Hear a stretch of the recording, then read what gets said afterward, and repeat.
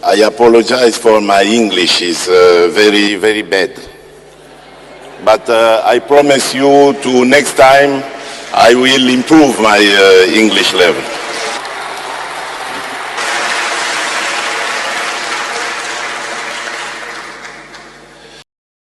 Debout Congolais, unis par le sort, unis dans l'effort pour l'indépendance.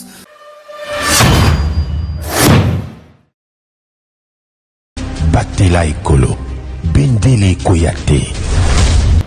Boza, le bienvenu na GCAM Télévision, fidèles abonnés, chers internautes. Na yeli sous liboso na bino, pour souhaiter bino boye malamu pona boponi GCAM Télévision. Merci pour la fidélité et confiance au accordaka na samba olonga pour amina bino. Basango ya mai elekaka na kati ya République démocratique du Congo pe na ndinga ndinga. En tout cas boye malamu na bino. Na émission Debout Congolais na pour déroger na tradition na biso boye malamu na zakana tina ya ko rappeler biso était justice ya nzambe moto moko te Aisha paka na contrôle na yango justice ya nzambe erataka te omi benga ganki omi benga yanke ozala pauvre to riche na niveau nyonso yo ozali bango ke justice ya nzambe ezalaka singa na kingo mutu moko te ishapaka na contrôle nango mibatela sala bilan ya ba acte na yo kozaka liba côté nini ozali oza côté ya malamu to ya mabe il n'est pas tard pour changer pour justice ya nzambe epargnaka moto te nake na lumbango na actualité na biso ya mokolo ya lelo actualité ya liboso eza lisusu sango oyo très triste. Il y a Batoumissa Toubakufi, 3 morts, plusieurs blessés, côté civil, et des casques bleus blessés aussi, 4 camions brûlés. Wana Ezali bilan. Il y a Kanda, la manifestation où il y a la population Azako Boya, les réfugiés, la population voisinante, Bazako Boya, Olongwa, il y a Mutuka, il y a Monusco, où il y a un convoi, on a aucun vers qui wanja. Na ruchu ko bakende Goma de ka tuti koloba eza lisusu sango ya mawa to koloba to yeba nini penda esengeli osala bato esengeli bakufa boni po ete likambo oyo ya ba mouvement ya MONUSCO eza toujours ko occasionner liwa ya bato po esila eza kosenga nini. Outre cette actualité là ya makambo eza koleka ya MONUSCO to yebi ke FARDC ça toujours na bitumba tumoni armée na biso ko reprendre encore ba village ebele na maboko ya banguna na maboko ya ennemi baza ko essuyer ba défaite lourde wana to kende na front pote ba maiza koleka kuna actualité na biso eza pe makambo elekaki na Afrique du Sud wapi président de la République Félix Tshisekedi akendaki ko assister na sommet wana na makambo itali investissement na ba minerais mining indaba. En 2023, il a été invité par son homologue sud-africain. Il y a quelqu'un qui a participé. On n'a pas quitté au bêta. Lokele, dans les Cambo, Italie, insécurité, où ils allaient persistante dans l'Est de la République démocratique du Congo. Voilà, ils allaient qui très entendu.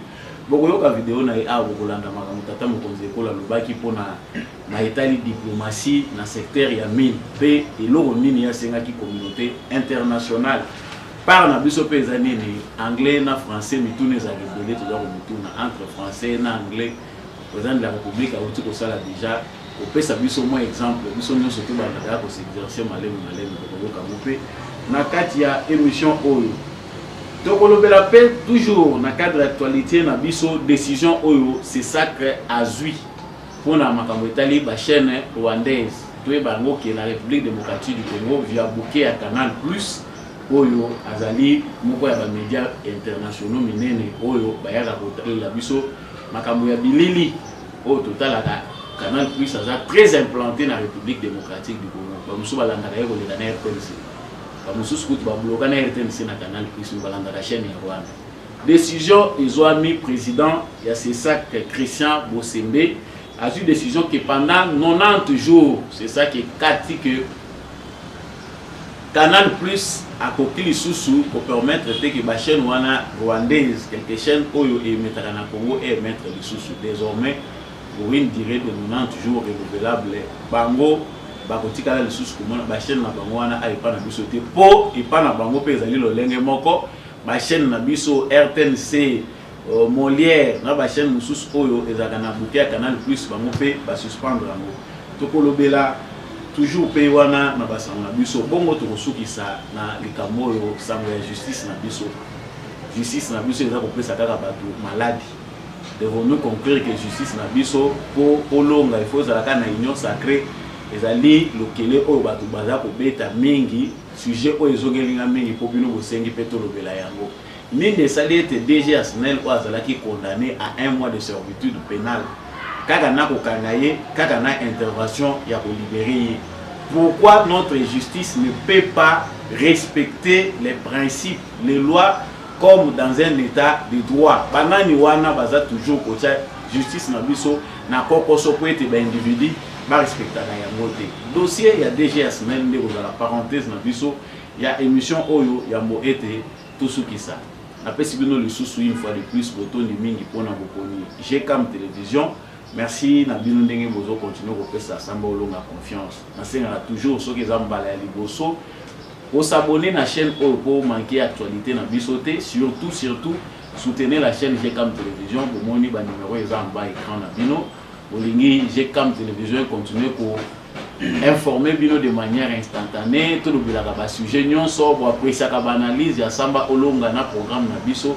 En tout cas, il faut mettre la main dans la pâte pour que Vision au début congolais continue toujours pour éclairer les Congolais. Ceux qui posent l'éclairage pour mon côté, partager l'émission na biso, na voisin, partager en gros vraiment la rediffusion partout où vous allez se retrouver.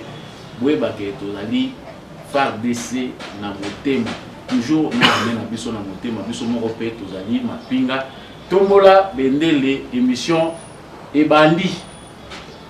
Mokolo ya lobby ndenge na uti kwa annoncer yango awa na sommaire mokolo ya lobby ezalaki lisusu pitapende na bato ya MONUSCO ndenge okozala pe bomonaki ba bilili ba audio ba vidéo population congolaise généralement azali ko supporter lisusu te présence ya mituka wana ya UN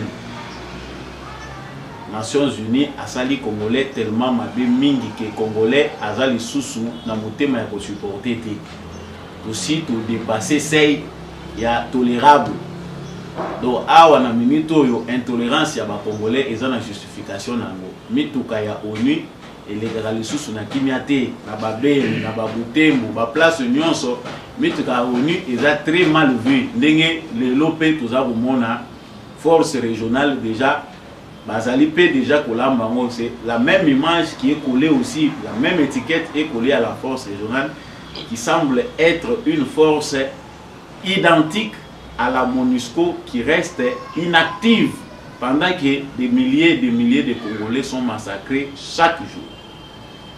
Mokole ya lobby ba convoi pour situation oyo tuza koyoka kaka eza ko continuer eza ko se répéter. Le gouvernement na biso azane gouvernement atambula malembe.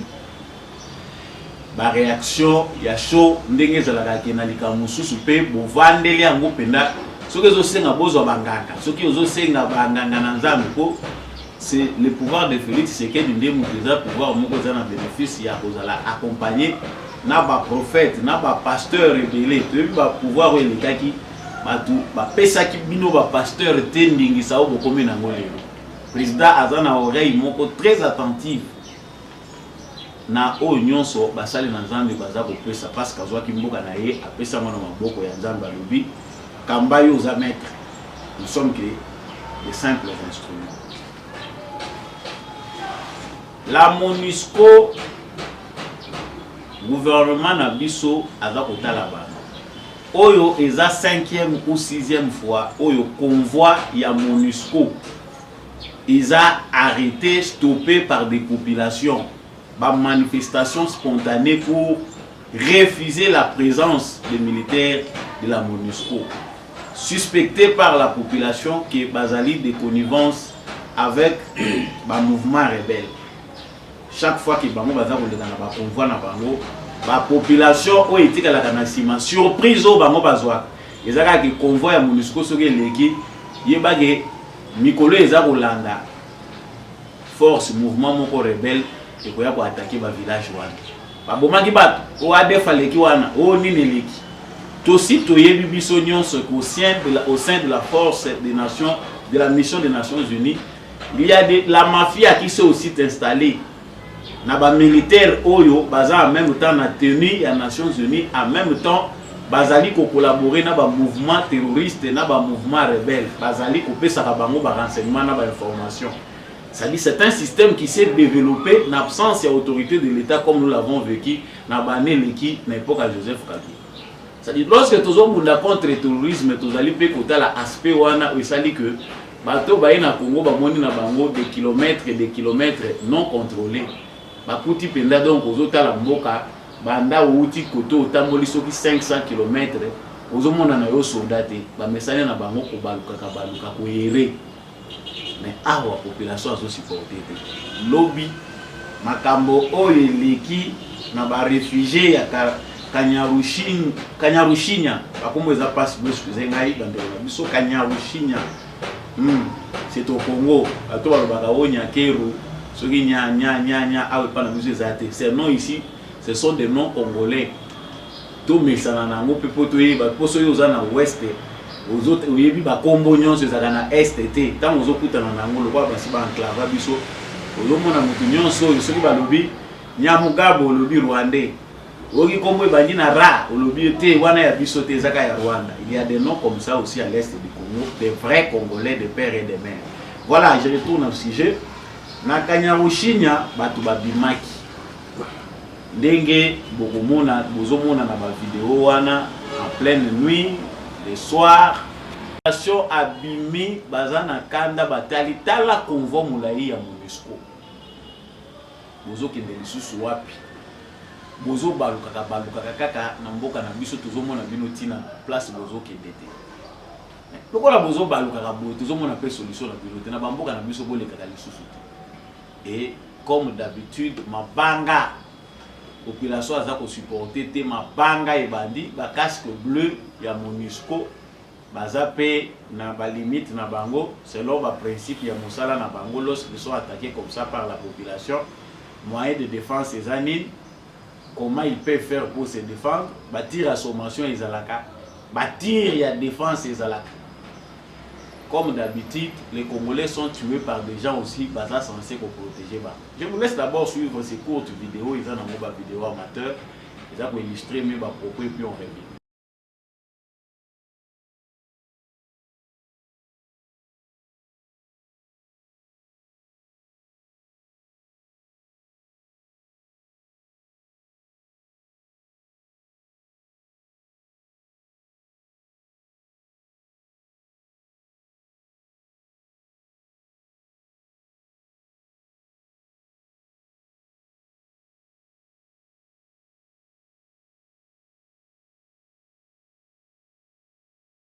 Voilà.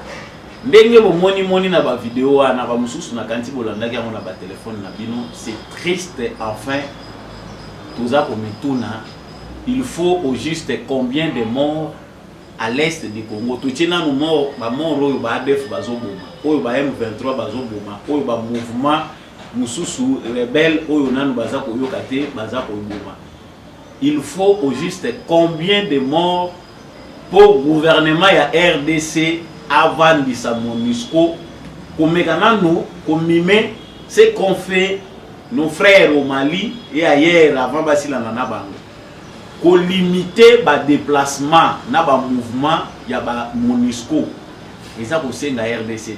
Tu veux que tu connais la profondeur ba ko yebisa biso non Nations Unies processus tous na processus en cours et à retrait. Mais awa toza devant impératif. Exigence mounene ya souverain primaire que le peuple congolais.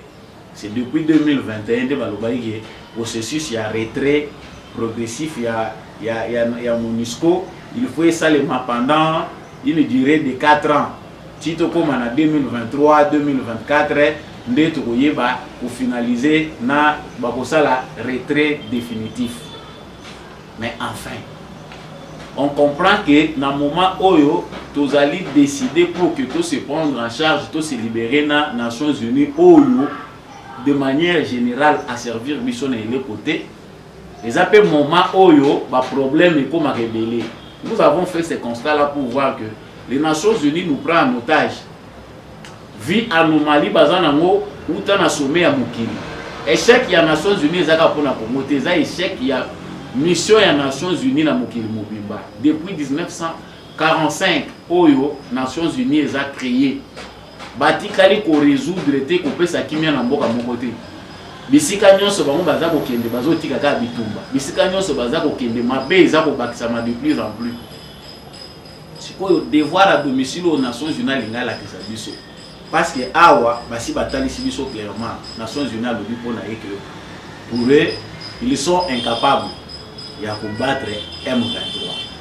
Mais qu'est-ce qui fait que le même Nations Unies oyo baza capable de équiper le plus grand contingent des Nations Unies au monde où ils en RDC pour na kopé sango makoki il y a un mandat offensif il y a pour traquer ba mouvement rebelle ba changer méthode ba proposer biso force régionale ba dit non.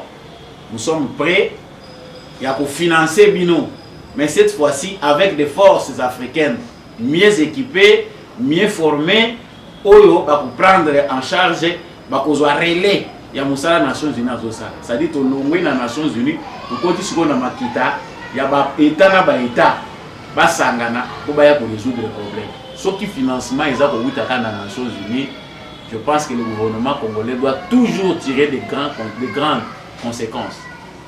Ma conséquence c'est inévitable. Tant que l'administration onusienne est corrompue, tant que l'ONU est allée lokola et logo moko oyo ba malfaiteurs ya monde baza ko se servir nango pour opprimer les faibles, nous n'aurons pas gain de cause de cette façon-là. La logique du président Félix Tshisekedi veut que tout mema oni do au mur. Et effectivement baza do au mur. Il y a que l'ONU doit au finish reconnaître mondialement son incompétence et engager des réformes où il y a que batala sous ONU n'a moins d'âme de crédibilité. Et l'ONU là, tel que voulu par notre président, Dengue a commis la campagne na parce que tout le discours il a fallu que tout le temps dans les Nations Unies, ils allaient toujours que ça l'appel na conscience. Na ba dirigeant ya ONU, na ba membre ya conseil sécuritaire des Nations Unies, importance ya pour engager ba réformes importantes na kati ya ONU. Mais bonne foi na mokileza na moti. Monsieur le président, gouvernement de la RDC, la bonne foi là quelque part et pas na bango baza pour interpréter en cas de la lâcheté. C'est vrai tous au bunda avec nos armes à nous. Nous avons pris un peu en métaux, vu que c'est le monde entier qui en veut au Congo à cause de ces richesses. Mais nous devons aussi développer une autre stratégie, comme celle ici, parce que nous avons nos raisons. Tout ce qu'on a procès à monter ce qui aboutit, les militaires ont dit qu'il faut bango concernant les barrières, tirer sur les plus de 30 personnes l'année passée na ONU pour censé protéger la population. On n'a pas de conclusion claire. Je pense que le gouvernement congolais doit prendre ses responsabilités face à problème yaboy. Biso to cause la kakakate to ya koluka ba preuve oyo ONU aza koluka ba preuve oyo biso to za koluka na ebité soki to zo luka so ba preuve ya ndenge ni. Parce que et comme chaque fois ONU a l'équipe population azokufa. Bo balingi bangote ozomona ke bato bazo banga na bangote bomoni yango na ba vidéo ke bato baza ko banga lisuko kufa te bango pe soki bamoni ke leki tum na nzoto babomi bayebi na bango ke congolais muta kokotela azate nous avons le. Mais c'est inadmissible, c'est incompréhensible. Existence ya ONU eza lisusu vraiment te na raison d'être nango na kati ya République démocratique. Ce que doit faire le gouvernement congolais, c'est de prendre les décisions énergiques. Ma décision, Oyo Bovandeli Boza comme benga ba conseiller, c'est de regarder aussi l'ONU en face, de faire un état des lieux de la situation. Le président de la République a à chaque fois, le gouvernement de la République, le pour réévaluer makambo etali retrait à processus ya MONUSCO et comme à niveau nini parce que bato bazokufa o bazokufa neza banyamati. Si le processus est encore lent, il faut qu'on détermine bango bisikani ne sengeli kozala esikani ba esengeli bazala te parce que la même attitude o toza komona na MONUSCO yango pe eza ko risquer ce que se répéter na force régionale ya EAC. On risque de les voir bisika o esengeli bazala te bakomi na bango ko déambuler bamoni Congo eza munene allez côté bazo boma batu mususu côté bango pe bazo balukaka na mituka na bango mususu. On ne contrôle pas le mouvement de l'ONU. Pourquoi ne pas tabler sur le contexte? Parce que baza ko bengi saka bitu keita mama wana air nyonso bazo bengi saka yeka ka bitu keita yaka to réévaluer boye bisaka bango makamuni. Il faut leur interdire le mouvement. Boza pour intervenir wapi mukolonini informez-nous. Donc on a comme vraiment tout comprendre que l'ONU c'est un état dans un état ou biso tozali suna likambo koloba na unité. Parce que ça fait très mal que batu baza kokufa. Pourquoi? Parce qu'ils ont dit non pour la mabele na bango. Boko taki par la grande porte mais toujours mona tina na binoté bobi. Onia zomona ngoti. Nous avons dit et nous pensons que c'est très important makambo ici là. Mituka ya MONUSCO ezozika kaka ba convoi musu eza ko bakisa. Mais eloko musu c'est ko bima tant tozolo ba makambo ya terrorisme. Ah, baza obligé batumba mituka bapanza mituka mine ndenge bozomona photo wana tango ba manifestant baza kotumba mituka bato maboko milayi pe baza na te ya kalisa mo za soki libende soki eza nini oye azomema eza eloko cher njoka nde mine akena ngo ndenge bozomona ngona photo wana manifestant wana akena ngo kota akena ngo ndake ko découvrir que eza mine les mêmes mines utilisés par les rebelles. Ils ont se retrouvé. Donc, minango oni botila ka pe ba rebelle mitambu bien bozo sala na moni. C'est compliqué, enfin, c'est compliqué. Nos services de renseignement doivent comprendre que outre hypocrisie autour ça la diplomatie parce que tu dis que ce qui est commis dans le contexte de la diplomatie, notre ministre des Affaires étrangères Kumba Moupe Nazoko Sanawa, ministre des Affaires étrangères, na biso nani. Comment on est nani? Comment ministre Christophe Lutundula. Christophe Lutundula a un problème. Chaque fois, il faut que le bagatolobi vérité, tout le monde a le diplomatie occidentale, balaxi biso yangwa. Papa, bon le beau apprendre les sous, bon le basuma comme le quoi bagote. Tout qui n'est qu'à canalure oyo, président Félix Sekedi a sa tiwana ya kobimisa ka ba vérité. Boye bisabango au effort que Congolais à l'ingili sous comme on a noté. Nous ne sommes plus capables de maîtriser la colère de la population qui ne veut plus de votre présence. Soit en attendant votre départ, bokanga manako moko. Tu es mino qui boza ao. Ceux qui bolingi bo se déplacer, otindeli biso raison to yebi. Parce que tout le monde a gagné tout kana bango fait tambola au moins attendant la police, ba informer population, la police est endamie.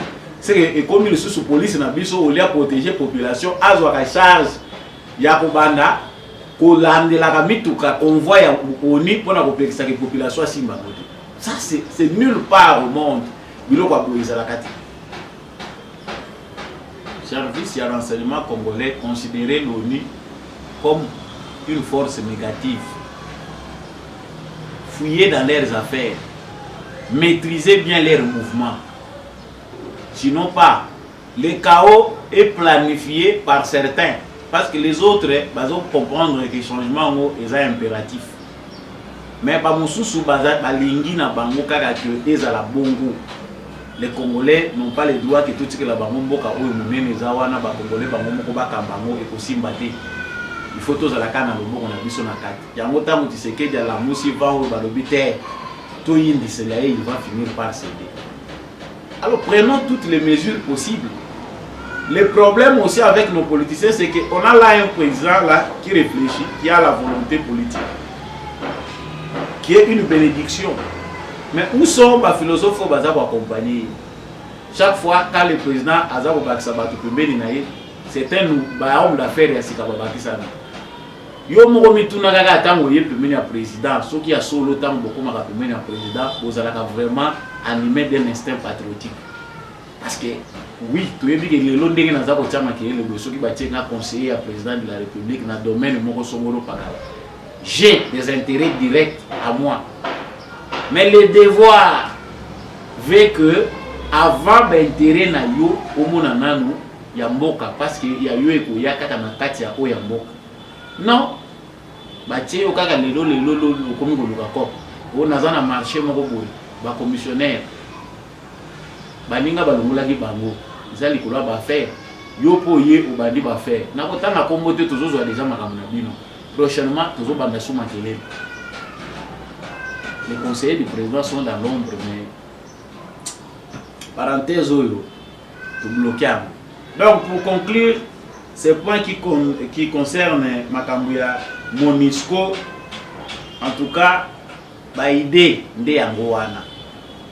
Il faut un mémorandum Yasuka. Société civile ya solo, bateau à droit de l'homme ya solo, Makambouya Boyebisa colonie Yangoana. Tout totaliser maintenant une cinquantaine de morts tués par les militaires des Nations Unies. Pourquoi? Parce que la population a une présence dans Bangote. Est-ce que tu es juste que l'ONU continue à exister? Entre-temps, l'ONU nous montre comment, pourquoi dépenser tout cet argent-là? Parce que les militaires et les Nations Unies, il faut qu'on foute à Bango. Oyo ya EAC, baye lisusu oyo, baye sika oyo, ba vanda na Bango, ba comme ba touriste, ba sala nyonso Bango ba kosala. Soki lobi ba kobunda, baza obligé ba foute à Bango. Pendant que les Congolais là qu'on est venu sécuriser sont dehors, les militaires, divaguer, la colère des Congolais est juste. Tel que les Congolais, le président le président à force régionale, commandant à force régionale. Nous l'avons dit. Information. Yami Balé Awa, tout le monde qui est à Makambouya, sommet au mining Indaba 2023. Nous sommes tous à Bangophone, nous avons autant de mining pour comprendre les gars. Mais petit à petit, toujours ça applique le roi président de la République, l'anglais devient une impérieuse nécessité. Même si vous êtes anglophone, vous faire un peu partie dans le bateau, vous comprenez que vous êtes donc, ça va venir petit à petit. Voilà, le président était dans ces sommets en Afrique du Sud pour parler de l'investissement dans nos mines. Et vous savez que vous savez que les Sud-Africains, parenthèse, ils ont un esprit. Tous les présidents sud-africains, outre Mandela, Mandela n'y soit tiki na sibo. Bango pe bazana mabulo hapo. Tabombe kia yao, yepe na mabulo na ye. Kabila tikela ke mabulo na ye. Zuma ye, yepe na mabulo na ye. Yope ouye, to yepete yope ozana ndenge ozolela, to yebite mais au moins on sait voir. Le président de la République a participé à un sommet Oyo. Je vous donne une synthèse de la vidéo sur l'Ibolanda qui a voté Madame Wadoubaki. Pour nos pays respectifs, mais aussi pour le développement de notre continent. Excellence, Monsieur le Président, Mesdames et Messieurs, point n'est besoin de rappeler ici que mon pays, la République démocratique du Congo, est connu pour son potentiel minier, représentant 1100 différentes substances minérales. Toutes ces provinces peuvent se prévaloir de détenir des richesses minières. Et en cette période de changement climatique, la République démocratique du Congo se révèle comme un État solution par ces minerais stratégiques que sont le cobalt, le coltan, le germanium et le lithium, pour garantir une meilleure transition écologique et énergétique. Planifier investissement dans les mines sur base du sang. Bah dinosaures. C'est-à-dire bango ba moyi na bango ke peuple moko azane kuna inconscient. Organisation politique moko eza kuna ya malonga te. Biso photo créer banditisme moko pour permettre biso ke nyonso eza na sous-sol wana tozwaka yango. Le président Félix Tshisekedi Ndenge Bolandi, il a été tenu de rappeler toujours à la communauté internationale l'instabilité dont est victime son pays, la République démocratique du Congo, ce que la communauté internationale doit faire pour bien investir dans les mines. Politique, oyo, memi barbarie na mokili, les individus. Les États, État est comme le rôle na sima. Ce sont maintenant des individus qui deviennent de plus en plus puissants. Politique occidentale est créée par hommes d'affaires, par milliardaires, qui échappent à contrôle de l'État. Il faut que ça la ndenge bango balingi na mokili. Bango pe bazaka basenzi ndenge na lubaka po moto oyo azana sagesse, azana mayele. Il ne peut pas gagner des gains injustes. Les sages ne volent pas, les sages n'oppriment pas. Les sages ne voient pas que le matériel. Les sages savent que le matériel est un passager. Donc je dois calmer mes appétits individuels pour être au service des autres. Les idiots, ce sont ceux qui se servent de leur intelligence uniquement pour s'enrichir. Même sens il y a riche ou il y a riche. Donc ils sont obligés à détruire le bateau de l'autre côté pour venir se présenter de l'autre côté comme étant un bienfaiteur. Ils sont nombreux comme ça. Donc le président de la République a tenu d'insister sur cette situation et agression. Terrain sauf Félix Tshisekedi Azabokende à l'embisi bango ko l'embisi. Et tu as le mouké bamusu banda ko boya ba lubité surtout bengi awa ko yakolo baka Kagame ko yakolo baka Rwanda. Mais dans chaque sommet, désormais, est commis important que RDC a bêta c'est à tous les médictions bêta concert na yo ceux qui na Cuba ceux qui voient place yo ko bêta concert na yo ko sanate ko baka libanga ya polo. Donc polo azola la pungia malamu te parce que depuis que Félix Tshisekedi a lancé l'offensive, atikela ki na nous temps pour préparer ndenge nini à se défendre. Oh, baninga na biso musu baza ko percevoir ngo comme traîtrise, abenga ki frère, ayambi. Lokola moyebi diplomatie. Diplomatie à l'occidental. Il faut flatter, il faut ko sa mutu ko la kisaye ke nazana yo pour comprendre ye. Est-ce que nous sommes à biso ce photo ba ko sa cours ya diplomatie na école primaire na humanité pour yo comprendre que Félix Tshisekedi avec toutes ces raisons. Il y a beaucoup de gens Kagame Bobenda et Pembeni pour enfin tu as relâché face à Biso Yasuka. Il est important pour nous de nous mobiliser. Mobilisation de Biso Congolais est très importante. J'ai vraiment aimé cette chanson et ça dans la vidéo Polo pour comprendre que les Congolais belé vraiment comme une tinamé. Awa YouTube ça va permettre d'état à droit d'auteur. Congolais vraiment, nous avons un peuple, nous avons vraiment un pays béni sur tous les plans. Sagesse ou ezala kibiso lelo na kanisi que nous avons toutes les raisons de renouer avec la sagesse et profondément avec Dieu parce que les années dans nous. Les Congolais s'inspirent d'un rythme, d'une chanson qui a déjà existé pour interpeller Kagame, pour interpeller la communauté internationale. J'ai beaucoup aimé cette chanson. Ils étaient belés, Tamoli wala na bani na bino Kagame azola la pongite mais il faut parce que l'air est grave, il faut toter les mapenda makasi. Tozo ya kaka mingi tozo zonga na plateau na maloba moko oyo tozo zongisaka. Tout n'est pas à dire sur nos plateaux, tout n'est pas à dire via nos médias, mais l'air est certainement grave. Énergie oyo ba prédateur ya Congo ba concentrer pour nous dissuader que biso esengeli tozonga sima to pesa bango nzela.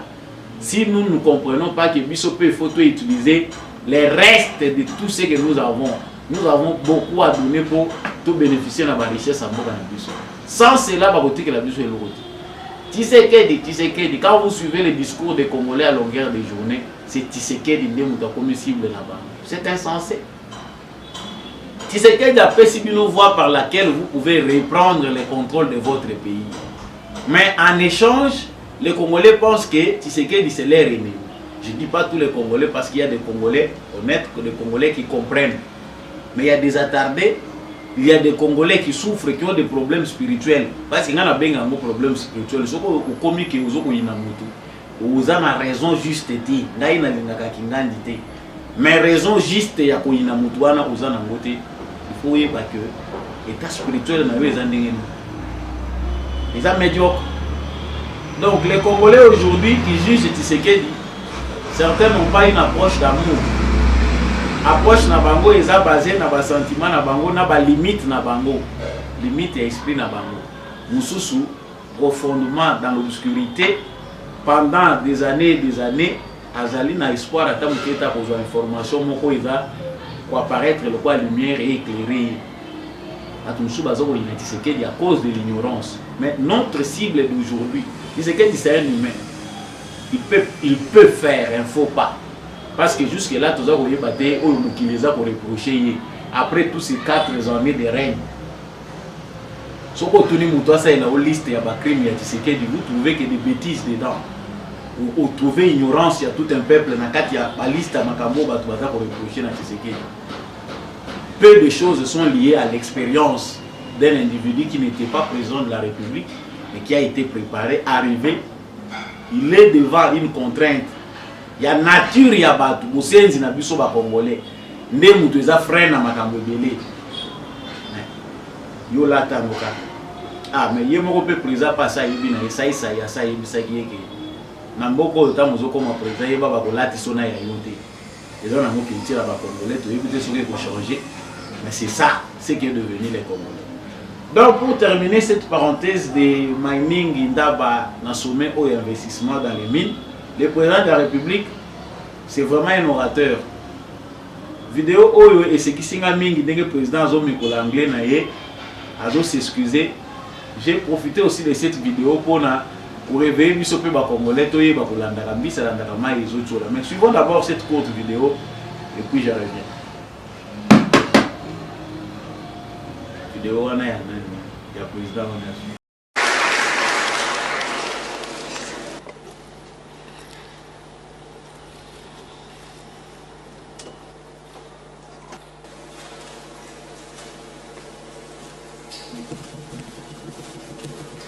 Have a seat, please.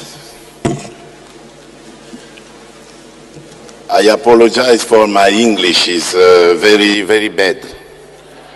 But I promise you to next time I will improve my English level.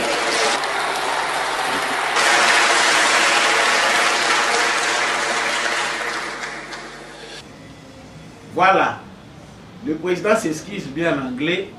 Alors bien en tout cas anglais na ezana nous fait azoye kola prochainement ako zwango ako yasiko kozonga donc ako améliorer anglais na ye mais pas excuser na wana na Congo déjà batu ba menyango na cadre ya polémique. Les Français a fait de nous quelque part des orgueilleux. Biso tozana ba langue maternelle na biso. Oyo ba imposa biso nango na bandako na biso tango nazobota mabazo melisanga libele. J'ai une langue que j'ai appris là-bas. Les Français qui a appris le français chez lui abotami nango na berceau maman na ya yambie na français. Toi tu penses que toi tu dois parler le français plus que le français lui-même. Oyo ki moninga lobi français na yeza ya kotenga même si yeza na ba faute. Sauf que vous avez des bonnes fois tu peux toujours l'aider à s'améliorer. Les corriger parce que c'est la langue la plus complexe. Langue oyo, ils ont comme ça va c'est la langue française. Même si on a toujours s'exprimer, toujours le bango malamu, mais tout comme il en français, au fur et à mesure que toujours comprendre ma camusous. Une langue très compliquée qui amène toujours les complications. Je connais, je sais, je suis docteur. Valorisation à bas diplôme. Et congolais na nature ya biso bakisina français. Bosenze bakisami na kati. Il n'a rien à prouver, mais c'est les Français qui étonnent. Ah, Bamsou de l'eau va comprendre que les Français ont. Mais président de la République, après ce que nous avons tout à l'obé, anglais nga na zongo na sens mosusu mbisa la ndaka côté ma ezocho ba investissement ebele bato ebele o baza koya baza kotia bambongo na bango makambo ebele l'anglais et comme le quoi la langue baza ko imposer biso. Mais en même temps nous ne pouvons pas négliger l'importance de nos langues locales, nos langues maternelles, nos langues nationales. Et ça très important. Moi dans la photo le bité pour la moi na moko il faut le français à rouge bordeaux wana doit parler que le français. Moi na azana besoin zonga ya na Congo komi ko ya na ye moi na komi le kwa mopaya takoloba na monoko nini yo moko le bité na ko mata pembe po na monoko na zolobe ko non c'est pas ça. Il y a toujours des empreintes makambo biso to ko pas baninga. Mais les fonds de notre identité culturelle doivent rester. Ce que vous avez dit, c'est que vous avez bien à l'Obakango Kito, à Tazana Dallas, qu'on a aux États-Unis. Vous avez dit pour nos frères Kassaï Belé, c'est à féliciter à nos frères qui ont gardé les langues. Moi, j'ai des milliers de kilomètres. Moi, j'ai mais c'est le président de la République américain anglais, prochainement. Donc, on a fait un anglais. Donc, beaucoup de gens qui sont moi, anglais, ils ont une forme de civilisation mondiale aussi. Tout le monde a intérêt, on sous par là. Pour ceux qui n'ont pas tout les États-Unis, voilà. Point, il y a mis ça, toi, tu le bel qui a pour tous ceux qui n'ont pas ici. Décision, il y a Christian Bosimbe, président de CESAC, concernant l'émission à la chaîne rwandaise na RDC via bouquet à Canal Plus, a bloqué à Balobi 90 jours. Nous avons communiqué, il y a CESAC, une décision, il y a suspendre le fonctionnement de l'émission à la chaîne rwandaise na République démocratique du Congo. Les alliés peuvent collander au peu bango bazu na ngamu na bango pour bloquer la chaîne congolaise. Au la Kagame a besoin que ba Rwandais bazala ba éternel esclave na ye. Et ça c'est important que bisope. Tous c'est pareil na niveau il y a fonctionnement ya mutu na ye parce que ça peut bien ozongi sa mutu. Na nzela kaka na ndenga buzoba na ye. Ezana mutu mususu azo sala mabe. Yo corriger pour corriger quand on a accès malam. Il faut payer à mon ou frapper payer quand on niveau ya giflo ya zo beta ou bambia ngo penda yepa yo kinanuke ils appellent pas signé. On a d'accord aux hommes. Félicitations en tout cas cher président de la CESAC du conseil du supérieur de l'audiovisuel. Ils ont débrouillé. Tout le monde a énergie à jeunesse et social. C'est ça aussi une partie où ils ont pour ça que les Congolais, jeunesse congolaise, ils ont la fierté dans le poste où ils ont mérité. Pour le président, c'est ça où il y a Vandagi Wana. Si Bavandi Wana, c'est comme si Bamona qui rôle. Vous avez beaucoup à réinventer. Il y a beaucoup à modifier, surtout pour ces yeux, ils ont les médias dans Bisso. Il y a beaucoup de choses qu'il faut encadrer. Mais déjà à partir il y a Oyo, ils ont déjà Moutouya. Canal Plus a dépaysé les Congolais belé parce que nous au Congo on consomme tout. Partant de ce que nous mangeons pour avoir l'énergie, toujours lia loko la bantaba. Bazo lia ça biso biloko eza yangote. Et yé qui aussi ça contrôler tel kanama fait ça la mine l'essentiel est côté dans les bou. Les autres côté dans les bou. Il y a esprit pe bazo côté ça biso esprit. Si cette mesure devait être même jusque dans les réseaux sociaux, mais certains comptes, il y a des Rwandais qui envahir l'espace médiatique vers les réseaux sociaux. Il y a des gens qui ont moi qui m'y a. Il y a des gens qui ont moi qui.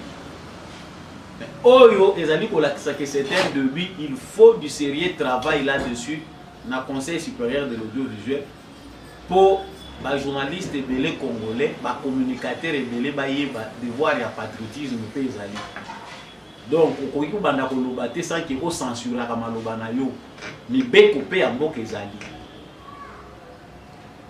tu ne peux pas tout dire. Ils ont makambo yo koki kolobate pour protéger pe ekolo na yo.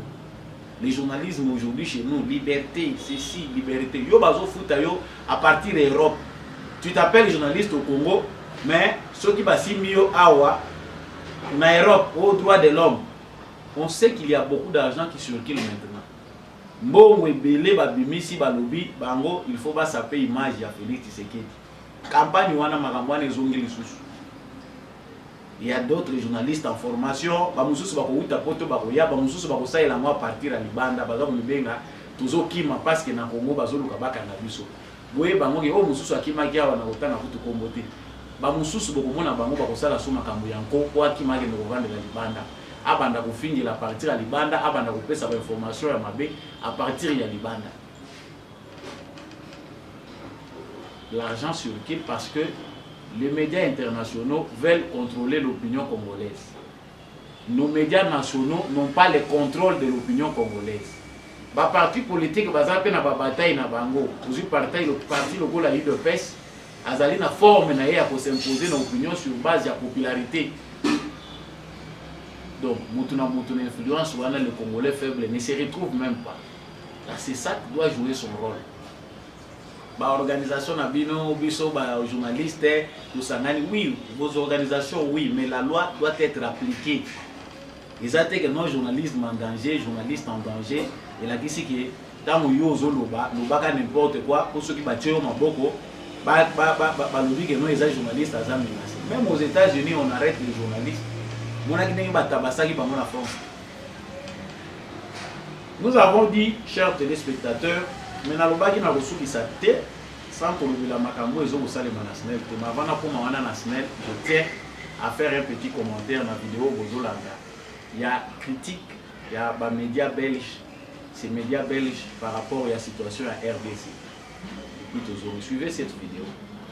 Père Philippe. Oui, pourquoi, alors pour reprendre un peu votre question, pourquoi est-ce que la communauté internationale n'intervient pas de manière aussi volontaire comme elle le fait avec l'Ukraine? Alors Anne-Sophie, je dirais pour 3 raisons assez simples. Finalement, la première, c'est que le Congo est un immense pays, continent qui est laminé par la corruption et la mauvaise gouvernance. L'actuel président Tshisekedi, mal élu, fait aujourd'hui l'unanimité contre lui. Le Congo fait du surplace, pire, il recule même, aucun signe d'amélioration pour une population souvent encore privée d'eau et d'électricité. Tshisekedi a à peine le contrôle de la capitale Kinshasa, donc il est illusoire de penser qu'il va pouvoir peser sur un conflit qui se déroule à plus de 2000 km de là à Goma, dans l'est du pays. La corruption et la faiblesse du régime, pointée d'ailleurs cette semaine par le pape, c'est la première raison de la frilosité de la communauté internationale. Alors deux yeux, et par opposition à un pouvoir congolais ridiculement faible, on a en face un pouvoir rwandais qui est extrêmement fort, porté par un président, Paul Kagame, autocrate, mais respecté par la communauté internationale. Kagame a fait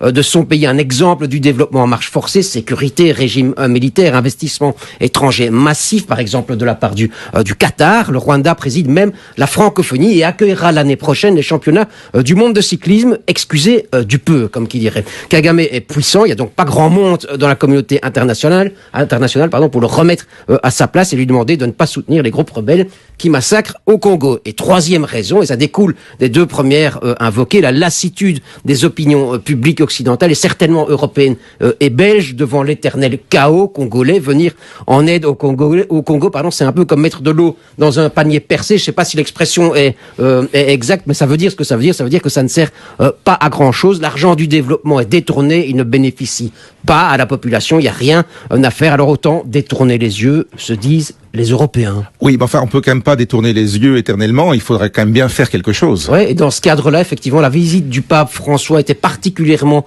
bienvenue pour attirer les regards du monde entier sur le drame qui se joue au Congo. Et la Belgique a évidemment, de par son histoire, un lien, une responsabilité avec le Congo. Pas de paternalisme ni de nostalgie, on est déjà passé par là. Ce dont les Congolais ont besoin, c'est d'action, c'est d'efficacité. Et si la Belgique, pouvait convaincre l'Europe...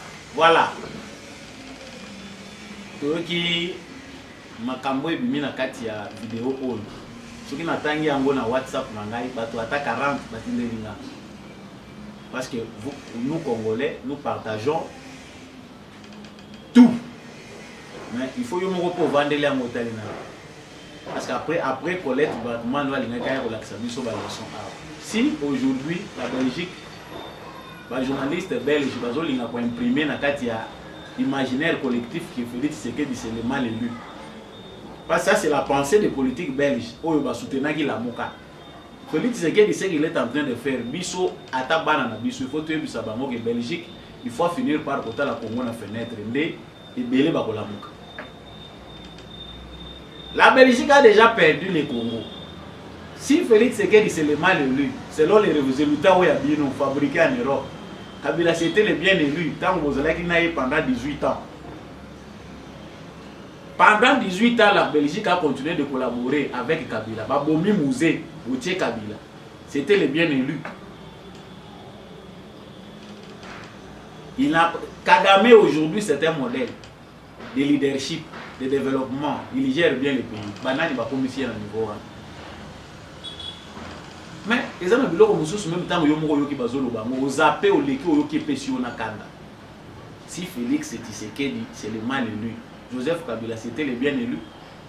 Belgique a traité naie pendant autant d'années. Wana bozozo aka ya bino. Lokola lelo conscience ezongi congolais pour nous comprendre. Non, on ne voit pas comment il peut résoudre. De la même manière que les médias européens ont tout fait pour imposer aux Congolais Fayoul, via Ilo Nabango la Mouka Balambaki. Quand ça a échoué, est-ce qu'ils ont eu l'état de revenir dans leurs analyses? On nous a appelé des experts, même des Congolais achetés en Europe, pour venir nous démontrer comment Fayoul va gagner les élections. Nous connaissons tout ça. Parce que c'est lui qui parle là, les journalistes qui fait l'analyse. C'est un perroquet en qui on a prêté les mots. Balobi a répété comme un politicien pour répéter. Bon, vous allez vous acharner sur ça, vous vendez les lobby, voilà, écoutez ce qu'ils disent. Ce sont plus des gens écoutés, déjà dépassés. Après l'esclavage, la traite des Noirs, le colonialisme, le néocolonialisme, déjà dépassés. Ah, bah, on doit former une ligne pour entretenir. Genre, type de ligne de relation, il faut pas entretenir dans les pays africains. Bah, nous sommes déjà au bout. Donc, là, bah, on a pensé dans le dominaka. Bah, qui doivent toujours continuer comme ça parce qu'ils ont été éduqués comme ça. Bah, tata na bango, bah, ça là qui a un mot. Bah, on peut pas, il faut pas continuer comme ça. Vous allez suivre des gens dépassés. Voyons voir 10 ans, 15 ans après, ce que l'Afrique va devenir. Bah, on va continuer. Qu'est-ce que la Belgique a encore à offrir au Congo? C'est vrai, nous avons des liens culturels, nous avons tout. Si les politiciens belges ne comprennent pas, la seule, ici Mouké, il y a ce cours qui s'est dit que bango potos à la bonne terre. Et si on a libéré, parce que moi seul, quand mon pépé wana batike li bango, il faut un leadership fort. Mais si ba yokani likolo ba lobi non, gouvernance a fait c'est que des autres bango kaka, leadership fort ezao wa. L'homme providentiel pour na bango européen pour résoudre le problème à Congo ezao wa. Comprenons, chers frères congolais, c'est quoi la pomme de discorde? Bitumba ezali mokili mobimba po congolais atika la seko zoba. Soki yo kozwaka biloko nyonso eza koleka na ba réseaux sociaux mindele po pa na biso soki ebimi na monoko mondele elakisi ki ebimi na monoko ya nzambe bato musu ba comprendre ka bongo. Mais ces gens ici sont très malins que bato ba comprendre ki malimité na bango et se sont révoltés très tôt. Yango monaki ba boma certains de nos ancêtres qui avaient compris la philosophie de ces gens ici. Voilà pour terminer la méandre de la justice congolaise. On appelle ça qui information à sur l'arrestation à DG Asnel. DG Asnel, Bakanga qui est sur base de la loi organique pour déterminer le fonctionnement de la cour d'appel. Tant Mutu Oyo Azali témoin à Boyi pour répondre alors qu'Azalaki notifié. Nous voulons savoir, parce que c'est une question directe, na président de la cour d'appel. Na cour d'appel wana baebisa biso. Qu'est-ce qui fait que DG Asnel makambo ya détournement biso to yebi yango? IGF nde mutu asalaka ba enquête na ye a déterminaka détournement. Non, le DG de la SNEL, Société nationale d'électricité, Fabrice Boussinde, Babenga qui n'a makala te parce qu'il avait détourné. Mais pourquoi il a refusé de témoigner? C'est un suspect. Justice na biso il faut y déterminer pourquoi Mouto ya boya qui se présenter. Justice c'est kati ke muto lokola boyi koya ko se représenter sur base ya mibeko to katelié 1 mois de servitude pénale na 1000 francs d'amende sur base ya mibeko. Mutu wana après ba organisme ya droit de l'homme baza ko ganga que justice eza ko souffrir. Pourquoi décision ya justice jusque là eza appliquée? Pourquoi Fabrice Lucine de DG Asnel aza ya ko kangamate? Il finit par se présenter. Il se présente, on veut appliquer la loi. Bakangiye batie na makala. Quelques heures seulement. Et arrestation na ye. Cour d'appel et Tindelibiso. Le premier président AI de la cour d'appel de Gombe a accueilli na makala décision au justice de Jézouaki ba annuler décision wana pour laisser en liberté mutu oyo déjà basi bakateli. C'est que déjà bino cour bosi bokataki ke mutu oyo a osala 1 mois fugitif, il n'a pas voulu se présenter, aille pour se présenter. Pour éviter la raison où il y a pour avancer, on n'entre pas dedans. Donc notre justice c'est une justice de fort. Batu oyo, ceux qui bakangi mutu, donc ceux qui ba interpeller mutu, ceux qui ont en fonction de l'écolo, wana yé aza garantie pour la liberté provisoire. Donc ceux qui ont en fonction, sachez toujours qu'il aura la liberté provisoire. Tolobi makambo yo eza demande d'éclairage. Le président de la République ne cesse de jurer justice na biso eza faible. Mais justice yo esalami ka pona bakuluna. Oyo bazo tambola na ba machette. Esalami pe pona batu oyo baza ko sala ba mbeba. Ce sont eux qui devaient être exemplaires. Ba singeleli na gauche, singeleli na droite. La même cour finit par couper sa liberté na mutuana. Il n'a même pas eu le temps de passer à la même attendre makala ngo. Kaka le même jour là ba libérer yaki. Quel exemple on donne aux autres? Nous sommes au Baté. Fonctionnement et justice, ils ont pris en otage par bateau. Par exemple, dans le Pécalicolo. Ce que le Bikaka, n'a pas faire souffrir, tout ça. Donc les gens refusent de se présenter même à la justice. Maintenant, à quoi sert la justice?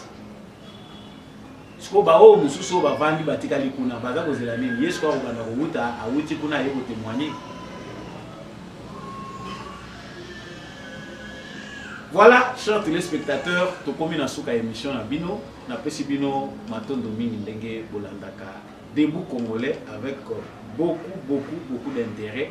Boza partout à travers le monde ya kolanda émission debout congolais. Na yoka ka penyon so boza koloba. Samba olonga émission soki esalemaka na français mbele ozana ba téléspectateurs rebelés à travers le monde entier. Ça se prépare petit à petit. Nous allons faire de notre mieux, même ceux qui français on va faire de notre mieux pour que puisse gagner un public large, public où il y a francophone. Maintenant on va mingi pour nos congolais. Lingue to ba biso nyonso to ba mingi pona ba congolais linga les apona ko simplifier mingi pona ba ndeko na biso ezala lité ya pété. Merci mingi bendele itombwami FARDC na motema émission ekomi na suka ndeko chapeau to pesi yo matondo na kozala na sima caméra pour cette émission oyo ekomi la ba téléspectateurs.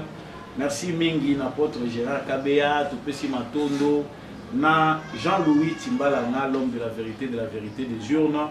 Merci à monsieur le maire adjoint en France, Boniface Sempunga. Merci à maman Bill Bilonda, merci à maman Lisette Mongendou. Merci mingi na papa Kennedy, merci mingi na papa Constantin depuis Bukavu.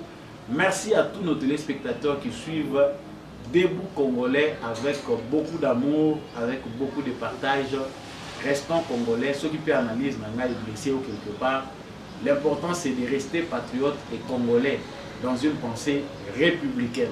C'est dans l'unité et dans l'amour que nous allons reconstruire notre très et cher beau pays. Je vous dis au revoir.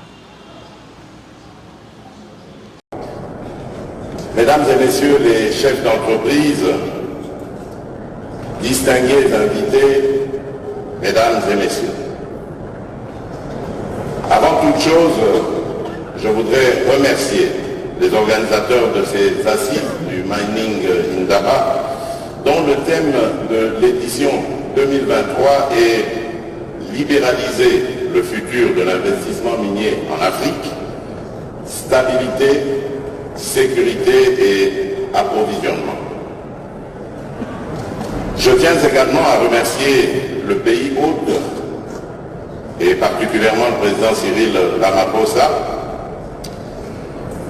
président de la République sœur sud-africaine, pour l'accueil chaleureux et l'hospitalité qui nous ont été réservés depuis notre arrivée.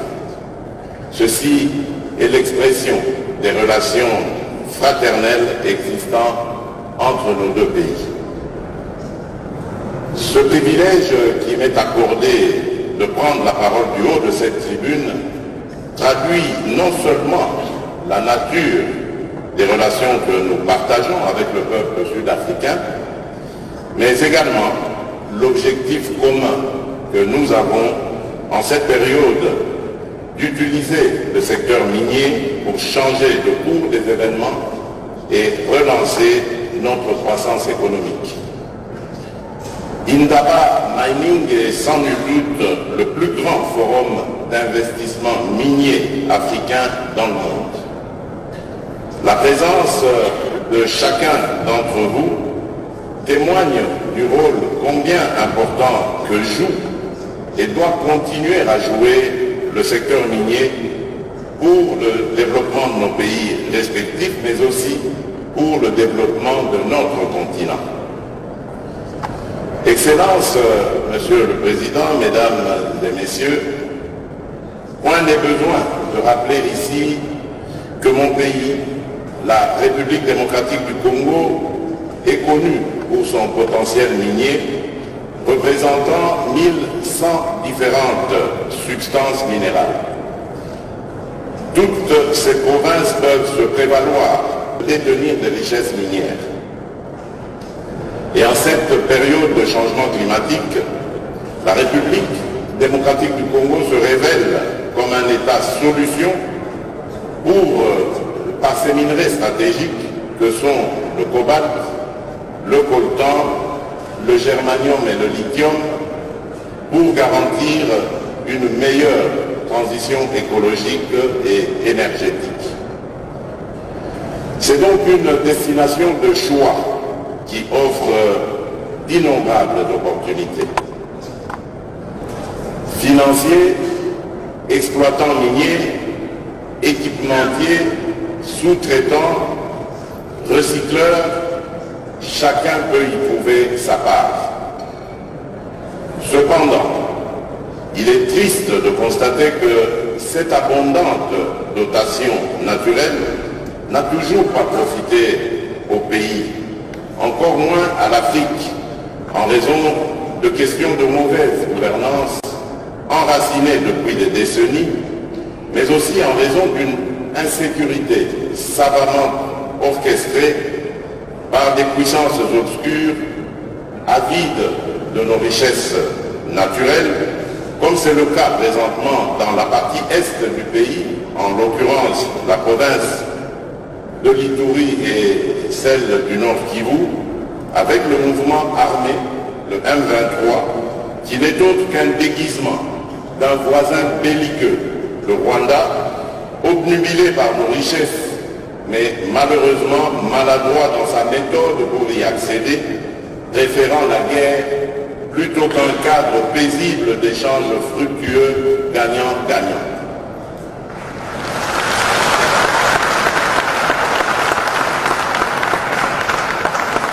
En effet, la République démocratique du Congo occupe, de par sa situation géographique et ses ressources naturelles uniques, une position géostratégique qui représente une espérance planétaire, non seulement dans le secteur minier, mais aussi dans celui de l'environnement. Elle a, à travers l'histoire, été le rempart de grandes révolutions qui ont conduit à la civilisation industrielle. Qu'il me soit permis de rappeler ici ce rôle majeur qu'a toujours joué la République démocratique du Congo, mon pays, lors de grands bouleversements historiques. Avec Avec la révolution industrielle qui a changé la nature de l'activité économique en quelques décennies seulement, mon pays a su répondre au développement d'une industrie automobile mondiale à travers l'exploitation de l'EVA qui a donné lieu à une industrie du caoutchouc. Cette industrie qui a fabriqué des matériaux devenus rapidement très précieux pour la fabrication des premiers pneus et plus tard de joints, d'imperméabilisants, de vêtements et de bottes et bien d'autres produits encore. Autrement dit, l'aube de la révolution industrielle a été simultanément celle du caoutchouc en tant que matériau de première importance. Par la suite, la deuxième révolution industrielle qui a reposé sur l'utilisation de nouvelles sources d'énergie, dont l'électricité, profitera également de l'exploitation du cuivre congolais, principale ressource minière du Congo belge, à travers l'union minière du Haut-Katanga. La liste peut continuer, mais il sera plus facile de se souvenir de la fin de la Deuxième Guerre mondiale de triste mémoire, marquée par la première bombe atomique qui fut larguée sur Hiroshima et Nagasaki, bombe à base d'uranium provenant de la mine de Shinkolobwe, située à 25 km à l'ouest de la ville de Likasi et à 130 km à l'est de la ville de Kolwezi, dans le territoire de Kambov, toujours en République démocratique du Congo. L'histoire atteste que mon pays a toujours été présent à tous les grands rendez-vous des révolutions industrielles, mais malheureusement que sa population n'en tire aucun quelconque profit. Une fois encore, nous nous retrouvons aujourd'hui pour un grand rendez-vous, celui de renforcer la résilience au changement climatique à l'échelle mondiale. Et il est de plus en plus évident que la sécurité climatique, la sécurité énergétique et la sécurité alimentaire vont de pair. La République démocratique du Congo est encore prête à jouer sa partition. Mais cette fois, nous voulons que le peuple congolais y trouve pleinement son compte. Investing in African Mining Indaba 2023 est ouvert à 6500 participants dont 500 entrepreneurs du monde en ce moment où l'industrie africaine cherche des moyens de renforcer sa puissance économique dans le contexte de la ruée mondiale en vue de sécuriser l'approvisionnement pour la transition énergétique plus verte.